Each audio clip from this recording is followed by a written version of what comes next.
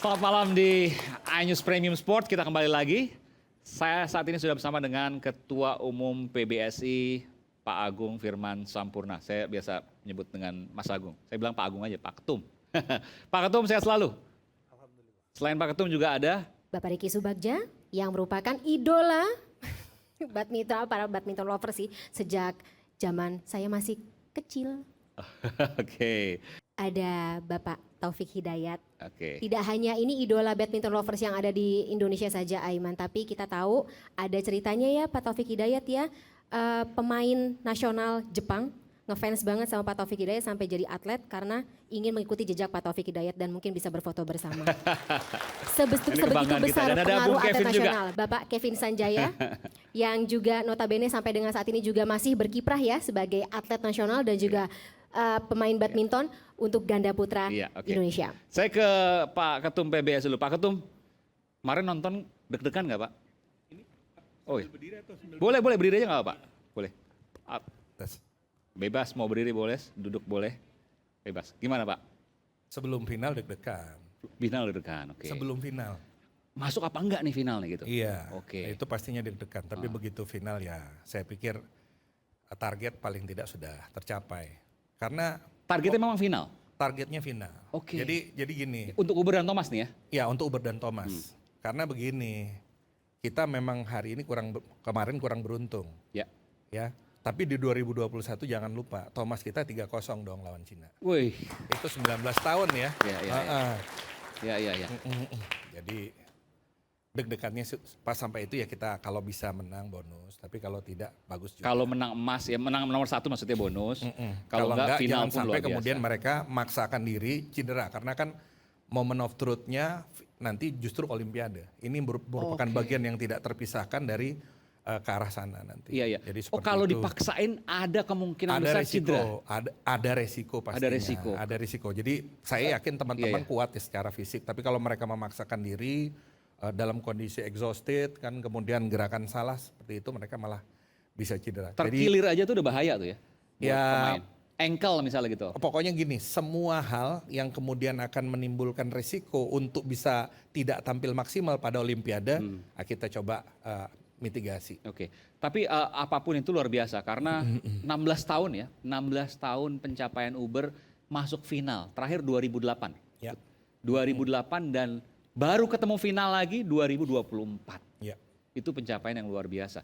Pesan apa sih yang disampaikan oleh Pak Ketum kepada tim tim Uber sebelum mereka bertanding? Jadi kalau saya boleh cerita dikit nih Ya, silakan. gambarannya bahwasanya apa yang dihasilkan oleh teman-teman ini merupakan sebuah usaha banyak orang. Jadi ini usaha tim, bukan hanya kerja keras dan keseriusan mereka, tetapi juga ada sebuah tim yang kita sebut dengan tim Satgas Pokja Road to Olympics yang dipimpin oleh Pak Fadil Imran. Oh, Jadi oke. terima kasih kepada beliau, Sekjen ya?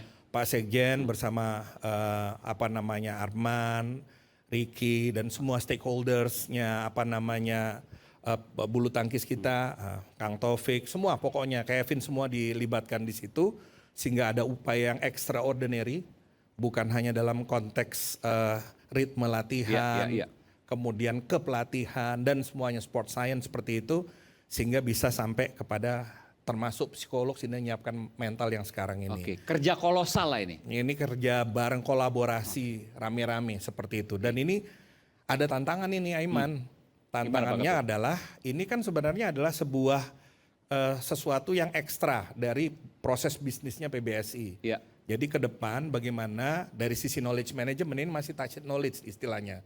Gimana menjadi explicit knowledge ini adalah menginternalisasi kerja yang extraordinary ini ke dalam proses bisnis normalnya PBSI dan itu akan menjadi tantangan besar. Maksudnya gimana? Jadi ini kerja keras. Ini kan kerja keras. Masuk Gimana ke proses bisnisnya? masuk ke proses bisnisnya merupakan diinternalisasi jadi proses bisnis yang Jadi dijalani SOP semua. gitu? Jadi SOP seperti itu. Dan Jadi ini ada tahap-tahap banyak baru. perubahan SOP yang dilakukan. Betul dan kemudian yang jelas orang. Oke. Orang yang memimpin, chemistry-nya seperti Iya. itu. Jadi apa yang dihasilkan sama teman-teman ini semua dan juga sudah barang tentu dukungannya badminton lovers itu adalah sesuatu yang tidak mudah, itu sesuatu yang kompleks. Ya alhamdulillah di dalamnya ada satu faktor doa. Oh, luar biasa. Ya, doa semua. Iya. Tapi saya mau tanya nih Pak, kalau SOP dibentuk gitu ya. Mereka kan juga pasti pengen juga. Kayak tadi beli dadar gulung itu nggak masuk SOP. Telur gulung. Telur gulung ya. Oh dadar gulung sih, telur gulung. Ya, jadi di PBSI itu semenjak saya disiapin semacam personal progress report. Di situ mereka dipantau bukan hanya dalam konteks stamina doang, tapi juga gizi. Oke. Jadi Tapi kan gizinya mereka juga- juga ya kita kan normal gitu ya. Masa sih mau makan? Saya pernah ke sekolah bulu tangkis. Ada cheatingnya. Oke. Ada cheatingnya. Cheatingnya, oke. Ada cheatingnya. Misal ada apa cheating itu? Nanti saya tanyain juga sih. Ada cheatingnya. Yang saya pahami, yang dikelola sama teman-teman, cheating itu Jumat gitu. Oke. Bebas tuh Tetapi- mau makan apa aja tuh? Enggak gitu. Jumat, Kirain Jumat bebas. itu dipasok makanan-makanan yang berbeda, yang Oke. lebih enak gitu, sehingga mereka boleh boleh sedikit loss sedikit, tetapi tidak kemudian menimbulkan resiko juga terus mereka malah jadi kelebihan gizi. Karena ternyata maintenance gizi itu berdampak 40% terhadap stamina. Ini kalau angka-angka Pak Ketum tahu deh. Ya kira-kira begitulah, kira-kira. Jadi Oke. jangan sampai 40% gizi tuh. gizi. Saya juga baru tahu. Dan itu yang menggambarkan kenapa saya sulit sekali menandingi mereka. Oke. Karena saya nggak bisa mengelola yang satu itu. Godaannya luar biasa itu. 40% gizi. Gizi, 60-nya ya. lagi apa? Ya latihan dan sebagainya seperti itu. Jadi stamina itu bukan hanya latihan tapi juga maintenance gizi. Jadi kalau boleh saya bilang di bulu tangkis ya, saya nggak tahu bola dan lain sebagainya. Saya kira sama. Saya kira sama. Porsi terbesar bagi seorang atlet adalah gizi. Enggak, jadi porsi itu selain dari latihan fisik yang diberikan kepada mereka harus ada manajemen gizinya. Oke. 30 sampai dengan 40%. Jadi mau mereka latihannya gimana kalau kemudian mereka nggak bisa maintain asupan nutrisi dan gizinya itu dampaknya tidak maksimal terhadap peningkatan stamina atau mereka nggak bisa preserve Oke. namanya performa ininya. Saya mau tanya, kalau cheating siapa yang paling suka makan yang di luar yang ada di asrama? Ginting, oh iya boleh. Alwi, silakan. Pasti ditunjuk karena kamu paling sering cheating. Atau paling Makan apa? muda kayaknya Aiman. Ayo makan apa? Nggak apa-apa. Kalau nanti Pak Ketum marah, saya yang tenangin nanti, nggak apa. Nggak takut Pak. Nggak sering juga karena memang Iya nggak sering nggak apa-apa, maksudnya ada sekali. SOP juga. SOP. SOP karena dari Senin sampai Minggu hanya hari Rabu dan hari Minggu aja. Oke. Kalau pesen online itu apa yang dipesan biasanya? Nggak apa-apa. Apa ya? Apa? Nggak apa-apa, udah sebut aja. Mungkin ya. Apa? Ya itulah ya, gorengan, ayam goreng dan lain sebagainya. Iya. Oke. Ayam Kentucky. Oke. Kalau misalnya apa yang lemak-lemak gitu suka? Enggak. Biasa aja Biasa sih. aja. Iya. Atau yang lain enggak? Enggak. Emang dari dulu nggak suka itu? Ya memang dulu suka karena memang sekarang sebagai profesional atlet ya memang harus jaga dari gizi. Nggak, saya mau tanya tadi, kalau itu kan telur gulung. Pernah pesan seblak nggak? Saya nggak suka seblak sih. Nggak suka seblak. Silakan Fani. Oke, barusan sih ada bocoran sedikit ketika saya bertanya kepada Mas Riki Subagja.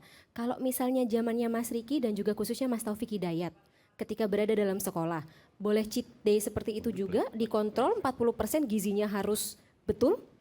Mungkin Mas Riki dulu? Maksudnya zaman saya main gitu. Pada dasarnya sih sama, cuman kan sport science masih belum berkembang seperti sekarang ini. Jadi ibaratnya kalau tenaga kuat ya makan banyak, gitulah kira-kira. Entah yang dimakannya apa, yang gizinya atau tidak bergizi itu lain hal pada Yang penting saat porsinya itu. banyak. Iya. Waktu itu 90-an lah ini ya, 86 90-an. Oke, kalau Mas Taufik? Waktu itu sama ya, maksudnya belum ada terlalu sport science juga. Kadang kemarin saya bercanda sama Ricky kan, sama senior saya ini karena kita tahu juga dulu juga kita jalan bareng. Kalau bisa dilihat anak-anak nih sekarang nih enak gitu loh. Maksudnya ada sport science, ada dokter apa semua untuk makanan dikontrol semua. Dulu saya bilang, nih Ricky Subagja nih senior saya makan nasi putih, ayam goreng, kecap, kerupuk juara Olimpik. Itu menu wajib gitu. Paling mentok kita makan nasi goreng belakang senturi dulu. Gitu. Dan mungkin ke zaman saya juga seperti itu. Tapi memang dulu saya juga punya, terus terang, akhirnya balik lagi saya harus menjaga sendiri. Akhirnya balik lagi dulu juga saya punya dokter gizi sendiri juga di luar PBSI, jadi memang ada kontrol. Meskipun nggak sekarang yang memang dikontrol penuh gitu loh. Dulu memang ada ya bisa dibilang cheatingnya lebih banyak. Nah, tapi dari situ kesadaran kita sendiri lah. Tapi mudah-mudahan dengan PBSI ke depan lebih bagus lagi. Sekarang ini semua udah ada. Saya berharap mereka nggak seperti itu karena kalau ngelihat dulu sekarang salah. Kenapa dulu bisa? Ya memang zamannya lain gitu lah. Jadi sekarang memang ini yang ada sekarang ini udah Iya. bagus. Nah, ini saya mau tanya ini. Ini mungkin ada banyak yang mungkin lupa atau nggak sadar. Mas Taufik ini adalah satu-satunya ya yang terakhir ya yang mendapatkan medali emas Olimpiade tunggal putra, betul ya? Luar biasa. Padahal dulu sering cheating. Katanya tongseng Cipayung juga sering dicobain, betul ya? Tongseng Cipayung tuh terkenal tuh. Makanya kan harusnya sekarang lebih bagus dan memang itu sebenarnya nggak bagus gitu loh. Cuman dulu ya beda dengan sekarang adanya itu gitu loh. Saya mampu belinya ya itu. Sekarang pembinaan jauh lebih baik dan harus Lebih baik, jauh banget gitu. Jadi saya harap juga atletnya juga lebih termotivasi lagi. Karena Oke. tinggal bangun, tidur, latihan, makan, udah siap semua, udah bergizi semua. Apalagi gitu loh, tinggal ningkatin prestasi. Karena harus ingat, jadi atlet itu cuma sementara. Luar Dan biasa. ada batas waktunya. Iya. Kalau saya minta boleh nggak ada hal, tentu kan Bung Taufik ini pasti menyaksikan setiap pertandingan dari tahun ke tahun dan lain sebagainya sekarang. Boleh nggak ada hal apa yang ingin disampaikan untuk adik-adik kita semua ini? Jujur, saya nggak suka nonton bulu tangkis. Serius? Setelah saya berhenti. Gimana Karena Mas? Sorry? setelah saya berhenti, saya nggak suka nonton. Oke. Paling nonton juga kadang cuman nggak sampai full ya. Nggak sampai full, Kenapa tuh? Kenapa? Boleh kecuali tahu nggak? memang Kenapa? ada pertandingannya yang memang menarik. Ya itulah, seorang Taufik Hidayat mungkin dengan atlet yang lain beda. Dan begitu kemarin saya langsung nonton Thomas Cup dan di situ saya terlibat dalam tim, lebih baik saya main daripada nonton, nggak tahan gitu loh, bolak balik ke toilet gitu kan, dan memang nggak bisa gitu loh. Mungkin kalau sebelumnya nonton menang, oh ya sudah, kalah, oh ya sudah. Tapi di sini kan sebagai tim saya ada tanggung jawab juga. Kenapa gitu loh? Dan kalau sampai misalkan menang kita evaluasi kenapa kekurangannya biar lebih baik lagi. Kalau dia mainnya jelek, terus banyak kekurangan, kita juga harus evaluasi juga kan. Nah di situ jadi memang ada chemistry-nya ada gitu loh. Oke. Kalau dulu kan nonton aja. Iya, iya, Atau iya. bukan urusan saya juga menang kalah juga gitu loh. Itu soal nonton. Kalau soal ada nggak hal-hal yang mungkin jadi ya kalau boleh bilang jangan terlalu tinggi. Pesan lah dari seorang Taufik Hidayat kepada adinda-adinda kita semua ini. Kalau pesan mungkin kemarin itu saya diminta bantu itu untuk mentor di tunggal putra ya. Terutama untuk Olimpik ada Jonathan, ada Ginting di situ. Ya saya mulai yang mendekat juga yang memang kita sharing ya, dalam arti sharing gimana perjalanan untuk sampai di Olimpik untuk bisa jadi juara. Di situ untuk kesehariannya juga. Karena saya juga nggak mau yang terlalu berlebihan ikut campur misalkan tekniknya, fisiknya enggak. Tapi lebih ke sharingnya. Maksudnya di luar itunya lah. Iya. Mungkin juga kan dari mereka ada gimana sih? Maksudnya tinggal berapa bulan lagi sampai Olimpik. Iya, iya, iya. Kan nggak gampang juga gitu loh. Maksudnya bukan pertandingan yang semacam Indonesia Open, kalah sekarang tahun depan ada lagi. Ini Olimpik nih untuk masuk aja udah bagus. Luar biasa. Gimana untuk jadi juara gitu loh. Nah di situ kita saling tukar pikiran. Oke. Prosesnya nggak hanya di lapangan tapi di luar kehidupan juga. Cuman ya saya selalu bilang ya yang bagusnya diambil, yang jeleknya jangan. Karena kan Pasti. mereka juga punya kehidupan masing-masing. Tapi intinya saya selalu menekankan bahwa kalian ini punya masyarakat Indonesia. Jadi kalau memang Olimpik, dulu pengalaman saya lupain, bukan ngelupain seterusnya, tapi lupain masalah dengan misalkan keluarga, pacar, teman, jangan sampai dibawa ke lapangan. Oke. Karena itu pengaruhnya sangat besar gitu. Luar biasa. Gitu. Bung Riki juga peraih medali emas Olimpiade, betul ya? Ini sebentar lagi kita mau masuk Olimpiade. Siapa Pak Ketum nanti yang masuk? Ada tunggal putra kita ada 2 yang Iya. masuk. Kemudian juga ada ganda juga Ganda. 2. Kalau yang putra pasti Ganda sudah Fajar tahu. Rian, betul ya? Iya, Oke. nah, kemudian ada ganda masuk, Dan kemudian kalau nggak salah putri, tunggal putri ya. Tunggal masuk. putri, oke. Seperti itu. Ginting juga nanti Olimpiade ya. Luar biasa nih. Kita berikan tepuk tangan dulu. Terakhir sebelum kita break, Bung Riki. Ya. Sesaat lagi akan masuk Olimpiade. Pesan apa untuk mereka-mereka? 9 nanti. 9. Ya, ada 9. campuran juga masuk, last minute kita masuk. Oke. Izin Pak Ketua. Jadi ada wakil kita di 5 sektor ya. Tunggal putra 2, tunggal putri 1, ganda putra 1, ganda putri 1, ganda Oke. campuran. Jadi yang ya tentunya ini juga waktu makin mendekat ya, di bulan Juli kita akan berangkat. Tentunya juga betul-betul menjaga performa yang tadi sampaikan Taufik, ini fokus mendekati ke Olimpik. Jadi yang lain-lain nomor sekian dulu lah. Baik. Ini yang paling utama sebetulnya. Karena Baik. secara teknik, fisik tinggal menjaga performa mereka. Baik, terima kasih. Makasih Bung Riki, makasih Sama-sama. Bung Taufik. Dan kita akan sambut kedatangan Wakil Menteri Pariwisata dan Ekonomi Kreatif Republik Indonesia, Ibu Angela Tanu Sudibyo. Pada Bu Wamen, Mbak Wamen, kami persilakan. Selamat malam Mbak Wamen. Terima kasih. Terima kasih. Baik, kita akan kembali saat lagi, tetap bersama kami di iNews Premium Sports.